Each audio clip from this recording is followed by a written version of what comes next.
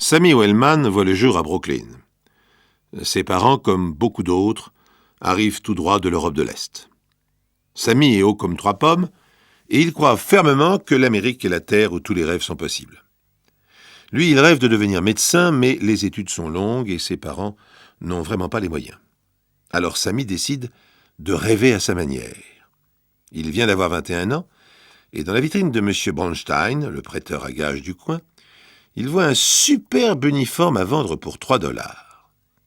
C'est, sans qu'il le sache encore, l'instant crucial. Dès le lendemain, Sammy Wellman apparaît dans les rues de New York revêtu de son splendide uniforme. Il se promène du côté de Park Avenue.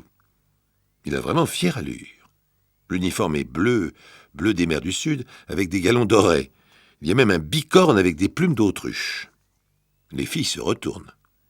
L'une d'elles, rencontrée dans Central Park, se laisse inviter à déjeuner. Sammy la précède dans les restaurants élégants et le chasseur, qui est presque aussi doré sur tranche que lui ouvre respectueusement la porte. Au moment de l'addition, Sammy, avec beaucoup d'autorité, annonce au maître d'hôtel « Je suis Sammy Wellman, voici ma carte. Comme vous le voyez, je suis consul des États-Unis au Maroc. Soyez aimable pour envoyer la note au ministère des Affaires étrangères, vous serez réglé par retour du courrier. » Nous sommes en 1908. Et ce petit mensonge fait encore de l'effet. La demoiselle, en tout cas, est suffisamment impressionnée pour accepter de suivre le consul des États-Unis au Maroc dans un hôtel discret et pour ôter son corset et le reste en sa compagnie. Malgré le prestige de son uniforme de consul, Sammy Wellman a besoin d'un peu d'argent liquide. Il ne peut pas faire régler les fiacres et les pourboires par le ministère. Alors Sammy aperçoit un jour un appareil photo qui traîne sur une banquette et il se l'approprie en le dissimulant sous son bicorne à plumes. Puis il retourne chez M. Bronstein. « Combien m'offrez-vous de cet appareil ultramoderne ?»« $10. »« Mais où diable as-tu trouvé cette petite merveille ?» Sammy est assez évasif. En tout cas, le propriétaire de l'appareil porte plainte et la police retrouve la trace de la petite merveille. Nous sommes en 1910. Les choses ont bien changé depuis. Sammy, du coup, se retrouve dépouillé de son uniforme et condamné à 2 ans de maison de correction. Il n'a que 23 ans, un gamin pour l'époque. L'année suivante, après 1 an de bonne conduite et de réflexion, Sammy rejoint Brooklyn, où on l'accueille avec enthousiasme, en tout cas sa famille. Mais il a pris goût à l'uniforme. « Je me présente, Sammy Wellman, officier de marine. Mes hommages, madame. » Tout le monde sait que les femmes sont sensibles à l'uniforme. Sammy fait de nouvelles conquêtes. Décidément, il n'y a de vraie vie que pour les militaires. Et s'il essaye quelque chose dans le genre plus exotique. « À vos ordres, chère madame, je me présente, Samuel Wellman, attaché militaire de l'ambassade de Serbie. » Mais nous sommes en 1913. Les Balkans s'agitent et tout ce qui vient de l'Europe centrale est suspect. On suit de près l'attaché militaire au cas où il se livrerait à l'espionnage. On découvre vite qui il est en réalité et il change une fois de plus d'état civil. Samuel Wellman, prisonnier, numéro 250 348, condamné à 2 ans ferme pour port illégal d'uniforme et usurpation d'identité. Pendant 2 ans, sous le triste bourgeron des prisons, Samuel a le temps de rêver. Les mois passent et il se retrouve dehors, libéré sur parole. Très rapidement, il découvre une place de comptable et il se procure un nouvel uniforme. Allô, le ministère de la Marine, je me présente, Samuel Wellman. Je suis l'attaché militaire de Sa Majesté la Reine de Roumanie. J'aimerais beaucoup, au nom de Sa Majesté, inspecter un navire de la marine américaine. Mais très certainement. Voyons, nous pouvons vous proposer une inspection du Wyoming, qui se trouve à New York pour 8 jours. Mercredi matin, vous conviendrait-il? Incroyable, mais vrai. Passé muscade. Le mercredi suivant, Samuel Wellman, dans un splendide uniforme, monte à bord de la vedette qui le conduit jusqu'à l'échelle de coupée du Wyoming. Coup de sifflet réglementaire, tout l'équipage, capitaine en tête et sur le pont, figé dans un impeccable garde à vous. Samuel joue son rôle à la perfection. Il passe lentement devant les marins et de temps en temps, d'un geste paternel, rectifie l'angle d'un bonnet, en choisissant les marins les plus petits, bien sûr, à cause de sa propre taille. Il s'arrête longuement et jette un regard lourd de reproches sur une chaussure maculée de boue. Le marin coupable écope de 8 jours. Puis c'est le vin d'honneur dans la salle à manger des officiers.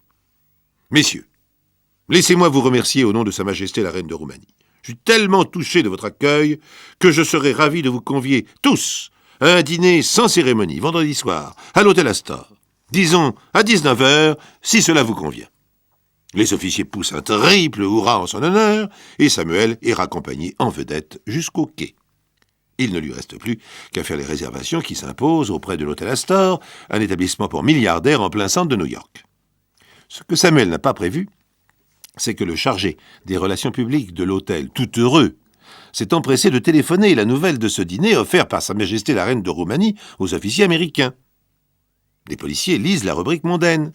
Et c'est ainsi qu'au moment de l'apéritif, Samuel Wellman est emmené sous bonne escorte. Les officiers américains vont manger des hamburgers frites ailleurs. Samuel avait oublié qu'il était libéré sur parole. Pendant que les fils de la libre Amérique partent pour se faire tuer dans le nord de la France, Samuel paie sa dette à la société et se retrouve libre en 1918. Le voici sous un nouvel uniforme, devant la porte d'une caserne. « Bonjour, je suis le lieutenant Samuel Royal Saint-Cyr, et je désirerais inspecter votre régiment le 57e. Veuillez m'annoncer à votre colonel. » Cette fois-ci, les policiers le cueillent avant la revue, et Samuel endosse à nouveau l'uniforme des détenus. Mais on finit toujours par sortir de prison, et une fois de plus, libre, Samuel examine les petites annonces. Grosse société demande médecin pour son service sanitaire à Lima, gros salaire. Samuel se présente, et il séduit tellement le médecin chargé du recrutement qu'il se retrouve au Pérou. Désormais, Sammy Wellman mène la vie à grande guide. Hôtel particulier, domestique, 2 voitures américaines apportées des États-Unis, réception mondaine. Quand on lui demande son avis sur un problème médical, il se range systématiquement à l'avis de ses collègues péruviens d'un simple hochement de tête. Mais Sammy commet une erreur. Quand il envoie sa note de frais à la maison mère à New York, cette note est si mal présentée que les responsables ont des doutes. Il rappelle Sammy en Amérique. Fini l'Eldorado. En 1921, Samuel, redevenu comptable, lit dans la presse qu'une princesse d'Afghanistan en visite aux États-Unis est un peu déçue. Les officiels américains l'ont complètement ignoré. Sammy change d'uniforme et revêt celui de parfait homme du monde, pantalon rayé, jaquette haute forme, gants beurre frais. Puis, il se dirige vers l'hôtel Waldorf Astoria. « Veuillez m'annoncer à son Altesse la princesse Fatima, je suis Samuel Wellman, sous-secrétaire d'État aux Affaires étrangères. » La princesse, couverte de bijoux, reçoit aimablement ce visiteur inattendu. « Votre Altesse, je viens vous présenter les excuses du gouvernement américain qui vous a un peu négligé. Aimeriez-vous rencontrer le président des États-Unis » La princesse afghane aimerait. « Vous m'excuserez, mais il me faudrait une avance de 10 000 $. » Plaît-il ? « Oui, pour acheter les cadeaux que je devrais offrir en votre nom aux différents membres du gouvernement. » La princesse ouvre sa cassette et Samuel repart avec 10 000 $. Certains disparaîtraient, mais Samuel est dans son genre un homme honnête. Il loue un train spécial pour emmener la princesse à Washington. Puis ils se rend au ministère des Affaires étrangères. « Messieurs, je suis Samuel Wellman et je viens de la part des sénateurs Wilson, Rodnick, Olmos et Paddington pour organiser une rencontre entre la princesse Fatima d'Afghanistan et le ministre des Affaires étrangères. »« Mais parfaitement. Disons jeudi en 8. Cela convient-il à la princesse ?» Et 8 jours plus tard, la princesse Fatima rencontre M. Hughes, le ministre américain des Affaires étrangères. À l'occasion d'une réception très sympathique, où Samuel Wellman se montre plein d'entrain. Entre 2 verres, il s'adresse au ministre. « Cher ami, savez-vous que la princesse rêve de rencontrer le président Harding, si nous allions lui rendre visite ?»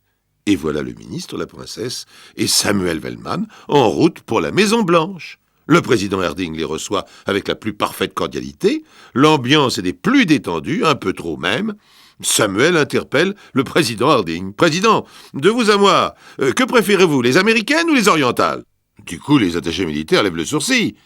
Après tout, qui est ce Wellman qui se permet d'apostropher le président des États-Unis comme s'ils avaient gardé les peaux rouges ensemble? Faut voir ça de près. Mais le soir même, Samuel et la princesse, toute heureuse, repartent pour New York à bord du train spécial.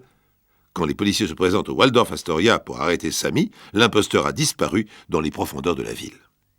Pas pour longtemps, car il lit toujours les journaux et l'année suivante, en 1922, Sammy voit qu'on annonce à bord du Germania l'arrivée à New York du professeur Lorenz, un savant allemand célèbre pour sa manière toute nouvelle de soigner les malades, uniquement par des manipulations.